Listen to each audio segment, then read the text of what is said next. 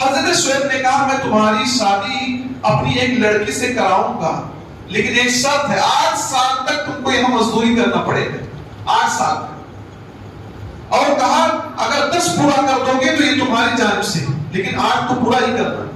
मामला देखिए, शादी ब्याह में खर्चा किसको करना पड़ता है? लड़के को खर्चा करना पड़ता है। हजरत मूसा के 8 साल की मजदूरी उनका महर बन रही है। हमारे यहाँ क्या मामला, बच्चे की शादी करना है तो 10 तोला दो, ये दो वो दो, दुनिया की परेशानी। आदमी सूद ब्याज तक ले लेता है, सूद ब्याज तक लेता है। कितने लोगों को देखा गया जिस फ्लैट में रहते उस फ्लैट को बेचकर तब शादी करते।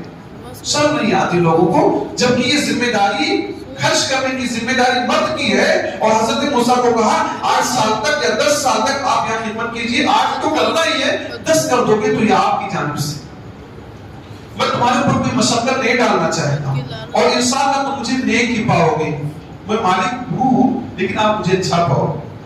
तो हजरत मूसा ने कहा ठीक है, ये आपके हमारे दरमियान है जो पैमान है, दोनों मुद्दत में से जिस भी मुद्दत को मैं पूरा कर लूं कोई ज्यादती नहीं होगी। अगर 8 पूरा कर दिया तो भी कुछ नहीं कह सकते, 10 पूरा कर लिया तो भी कुछ नहीं कह सकते।